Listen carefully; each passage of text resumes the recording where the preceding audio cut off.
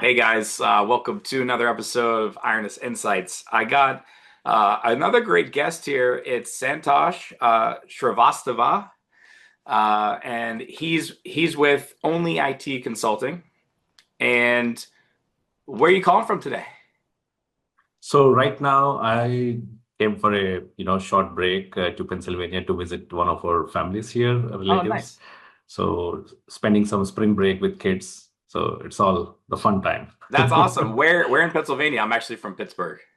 Oh, nice. So it's Collegeville, a Yeah, little yeah, yeah, far, but yeah, I love the landscape here. yeah, It's just amazing yeah, how yeah. beautiful this town is. It's nice to see some trees and some wildlife. We're Yep, based in yep, New York City, so you don't get yep. too much of that unless you're in Central Park. So Chicago is like flat, absolute flat. So my personal thing, I like the greenery. I like the up and down landscape, the Yeah, mountains. yeah, I like it. So it's yeah. good. No, it's very pretty until you have to drive in it in the snow. Yep. Yeah. So why don't you give us a little bit about your background? You have a lot of cool things your company's doing, but how'd you get to where you are today? So to be honest, this journey started back in 2005 when I moved here to States. I come from southern part of India. It's a city called Hyderabad. And after finishing my master's there in business, I had an opportunity to come work for a company here in Atlanta.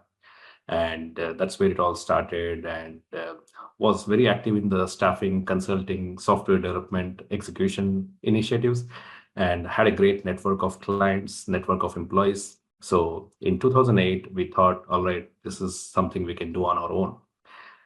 We have clients, we have contacts, we have got employees. So why not build a company, a small company, and see where it goes? So we had about close to $5,000 in our account at the max. That was our max, and I told my wife that, look, I have got about two months of funds to survive. Yeah. And if it works, great. But in those 2 months, we gave our heart and soul from about morning 8 o'clock, and we used to make calls up until 9:30 in the night, making all possible attempts to see if we can get something going. And 2008, as you know, was not the best of the periods to start a company. Like economy was, all-time low, and the steepest point of economy was 2009. But we sailed through because we had a lean structure. We did not had high liabilities, so we kept it low. But we started doing something good. Like we have had some of the finest clients who trusted in us, and it kept going. So our first client happens to be Home Depot, No way. and yep, Home Depot. And then there is a client called Cyber. It's now taken over by another company, but Cyber happens to be one of our prominent clients, very trusted. So they gave us a lot of business. And Kforce, another company, they trusted in us. Amazing companies. These are all great companies to work with, easy to work with, and very professional. So we have had tons of business with them. So 18 years fast forward, we are still there. We are very much active and doing great business, great progress, making and impacting lives positively. Must have worked with close to 3,000 plus employees in the last 18 years, placing them on various clients, executing projects. So the number would be about close to between 2,500 to 3,000 people. So I'm very proud of the kind of accomplishment we had. Also, because of the team we have. Yep. That's incredible. So I want to go back to when you were cold calling till 9:30. Was it so just you and one partner, or was it just you? So yeah, just me and my wife. She was Oh helping my me in the process as well. gosh. Yep. That's incredible. And that takes, and because I did a lot of cold calling when I first started out as well. And I know how much of a grind that is. And it can really, it's a lot of defeat. It's a lot of no. Um, Yep. and to keep going and you landing Home Depot, I mean, that's incredible. So what were you doing I just want to go back to your first client. What did you do for Home Depot to start things off? Like what was your first experience working with a company at that scale? I mean, that's a kind of Yep. a large first client. Yep. So the beauty of this industry is this is, first of all, it's not an employer-driven industry. Like the consulting and staffing can happen even by one person all by himself. It's an employee-driven industry. You don't need huge tons of investments to back it. You don't need a brick and mortar kind of a structure. All you need is good contacts. We usually, when we work with clients, we don't work with them directly because obviously to go to Home Depot, they need you to be in their primary list, in their primary vendors list. So we used to go with existing vendors of Home Depot. And when you approach them and when you know that they have a requirement, they have a need for a so-and-so resource, the dialogue is a two-way street. It's not just you who is pushing through things and trying to make it happen. Nobody cares because they have a need and because you know the timing of that need. Yeah. That's when the conversation is more useful. Otherwise, why would anybody talk to us? Right. So when we do research, we know, all right, this is the client which is having an issue, like they're not able to find a specific resource, they are having challenges. This is the time to approach them. And when we do, they listen to us. Yeah. And when we present our best candidate, then they interview and then make things happen. So the thing I like about the staffing and consulting is a two-way street. It's not just one way. Yeah. Exactly. It's So everyone's kind of winning. Yeah. yeah, we have had some clients like who were kind of stuck up in an issue, and even though we were nobody to them, like unknown people, but when we approached them with our research and when we told them, look, this is what your problem is, this is the solution, we can execute this, they heard us. They gave us an opportunity. So my point is, cold calling is one. Cold calling with a specific research back is more significant. If you know what exactly the client's requirement is, then it makes things much more. That takes a lot more time, though. I mean, when Yep. you're doing the actual research ahead of the call versus just blindly cold calling. I mean, that takes a lot more time, and it's a lot more risk too, because you're spending so much time on the research, and they could just tell you, no thanks, right? Yep. But I think, So yeah, Go ahead. staffing is little bit, people think that staffing is like, point A to point B, match both of them. No, you got to know what exactly is the paining point of the client. Yeah. So a little bit of research would definitely help. So how do you find out what the pain point is? So research could be, going on Google, finding out who has what requirements, and then trying to see if there is any internal contact, anyone there, trying to get some inputs and see what exactly is the crux of the requirement, why they are having difficulty finding the resource, and then go after the possible resources who have that skill set. Talk to them and come up with a plan, and then present the profile and prepare them for the interview and give them all possible information that, look, this is what the client's specific focus is, crux is, and prepare them and then go about it.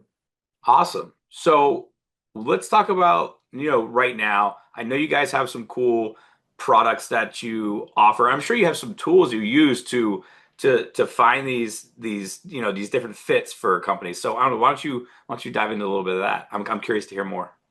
So one of the prominent tool that everybody also uses is there's a company called Dice, Yeah. the platform. Yeah, we use that. We use the professional employers account where we have access to all the profiles available in the US. We can approach any candidate anywhere in US who's listed there on Dice. We use that extensively. We also use some other tools to make some CRM activity. There's a tool called CPOL. We use that. And at the same time, we are also coming up with some, tools that we are trying to make it more AI based, where we can do this research, a larger volume of research through the AI tools. Our team is currently working on it. We have a wonderful team. So they are currently How big is working your on a team tool. now? So right now we have about, if you talk to me about the consultant base that are currently working on the projects nationwide, we have about close to 200 people who are working nationwide Wow. on various projects. Yeah. Incredible, man. Yep. And from the beginning, like one of my very first employers who told me that, look, every company has to have a focus. Mhm. A company cannot be doing everything.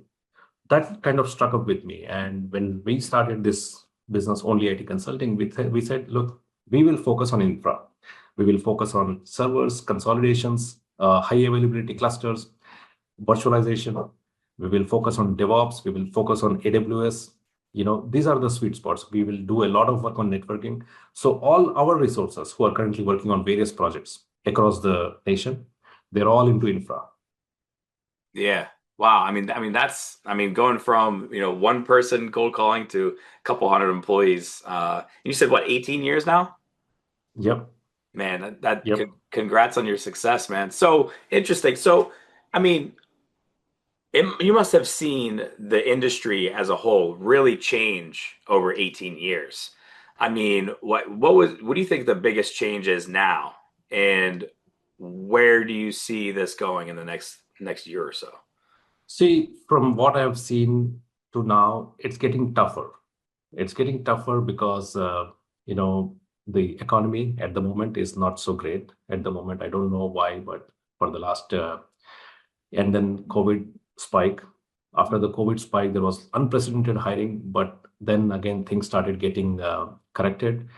And right now we are going through a slow, but the automation is going to take a big hit on the manpower for sure.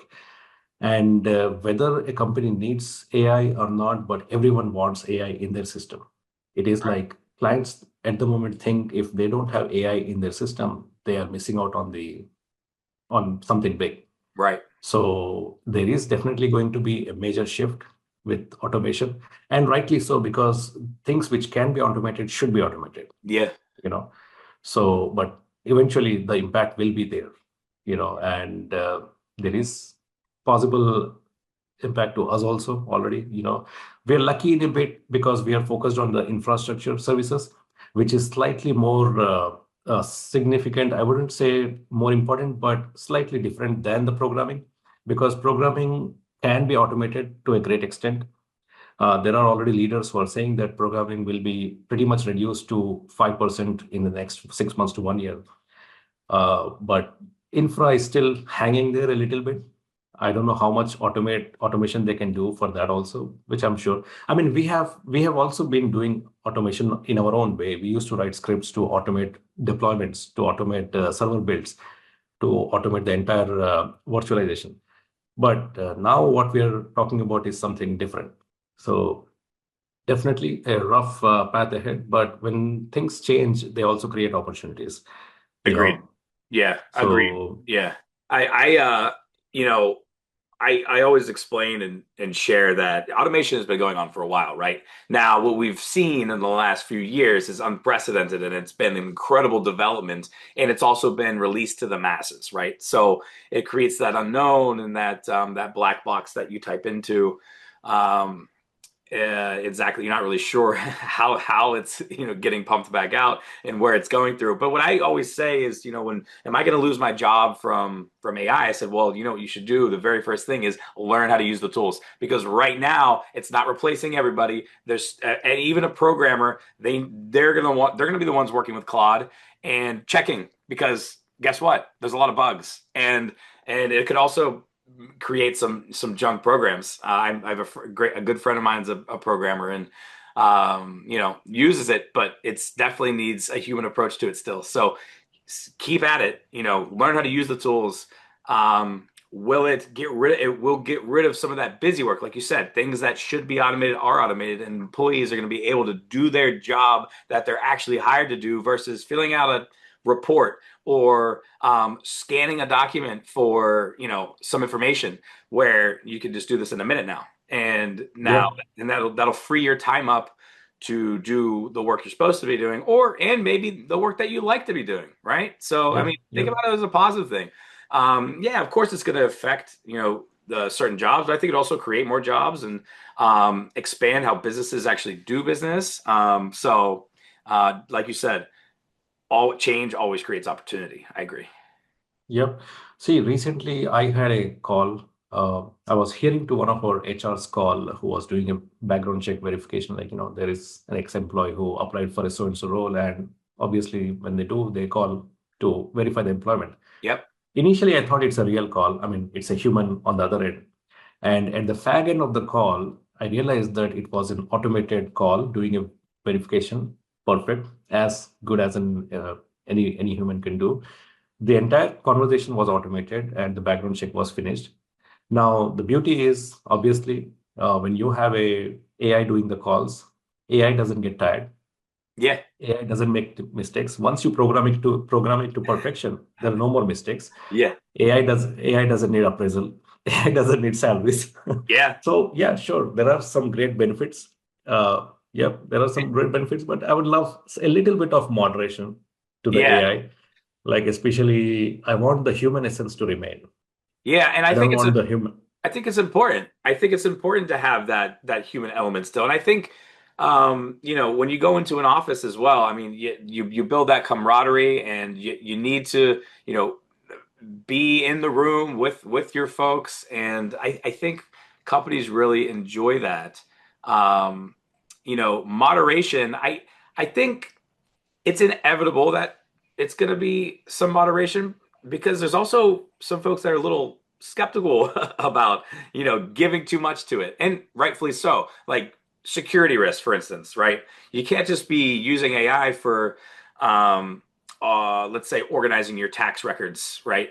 And throwing that into ChatGPT, like, hey, can you do my taxes for me? Like, bad idea. Yeah, you know what I mean? So there's definitely moderation that needs to be, I think education, actually, this brings me to an important point. Educating people that is a bad idea is very important as these tools are, released every day. I think So, educating. I, because I've been using all this like ChatGPT a lot. Likewise, I have also used Perplexity. My issue is if the kids start using it, like my son uses it, he's Hmm. about 14 years old. He does use it a little bit. So even before they think, the ChatGPT is already advising them what to do. Mm. So their thinking stops there. They're already programmed. All right, this is the problem. You do this.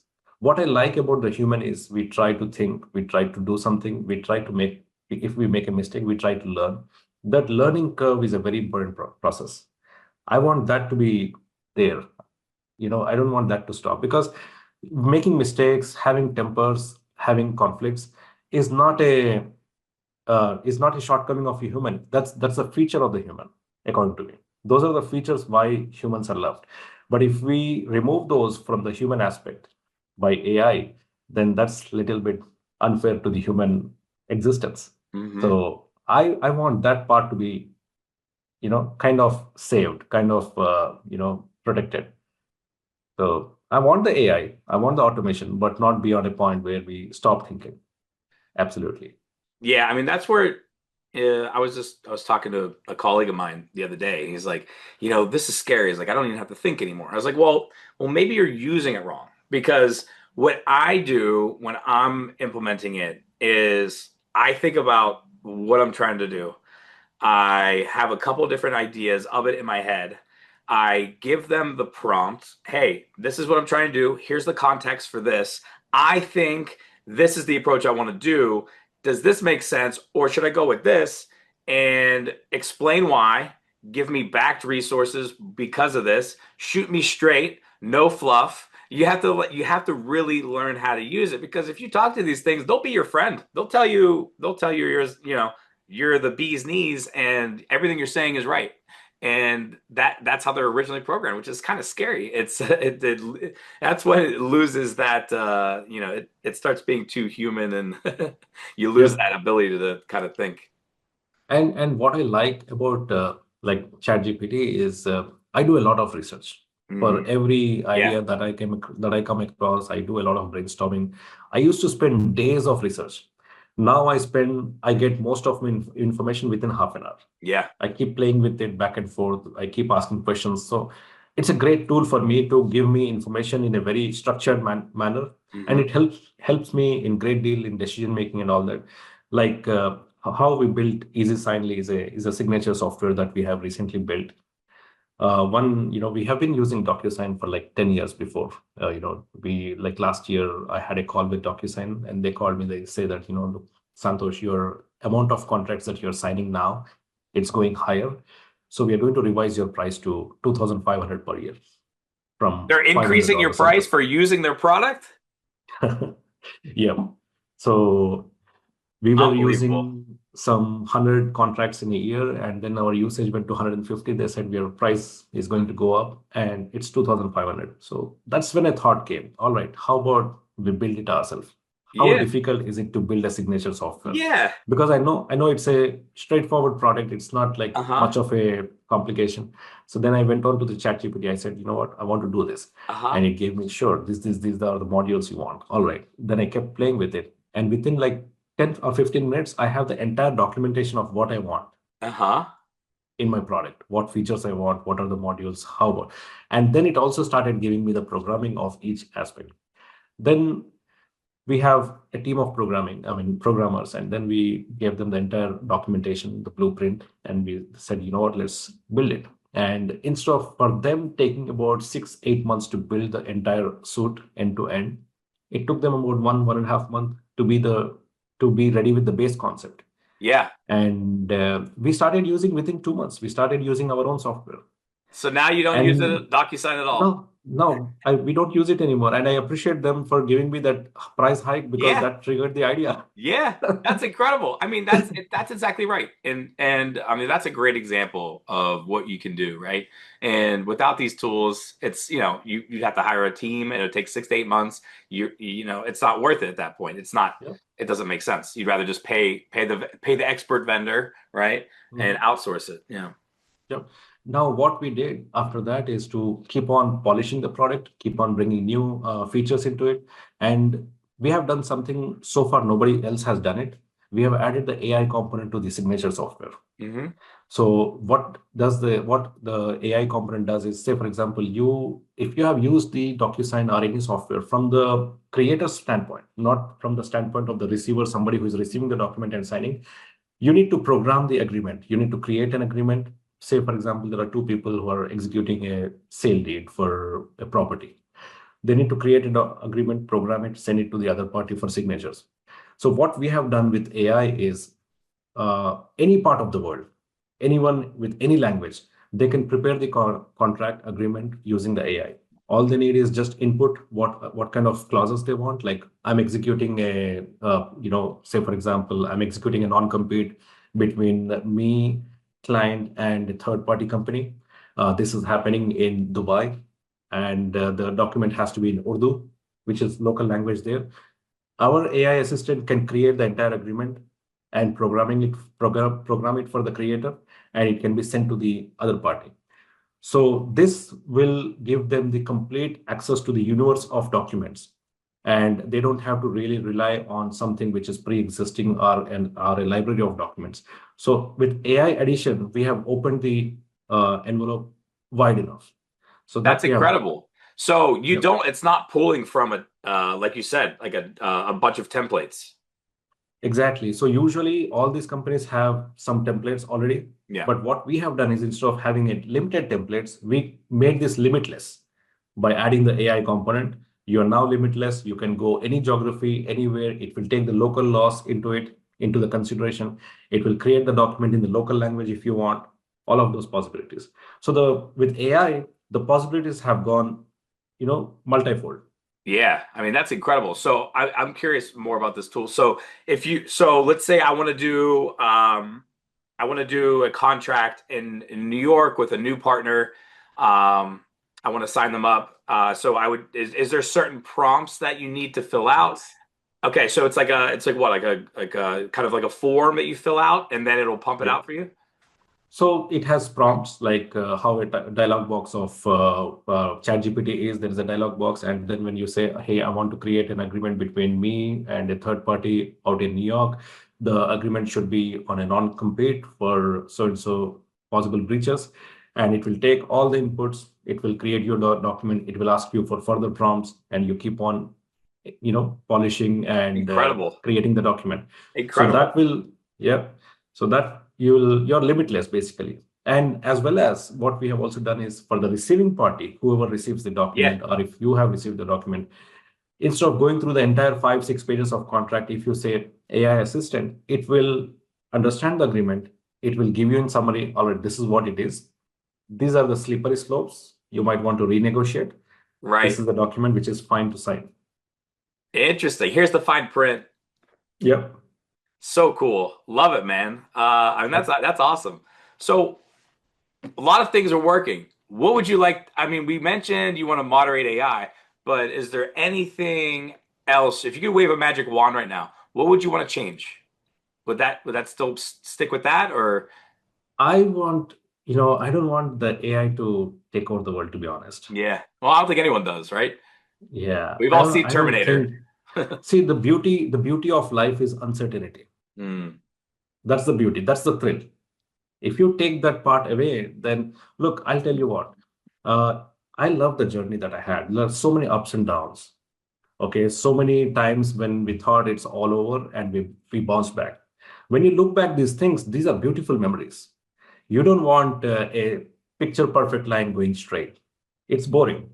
If you're given $1 billion and asked you to spend, it's boring hmm because if you earn those $1 billion, that's the thrill. hmm That's the fun because It, you must it have it's had about tons of the battles. it's about the journey. It's not about the destination. Exactly. Yeah, I Yep. agree. I agree with that completely.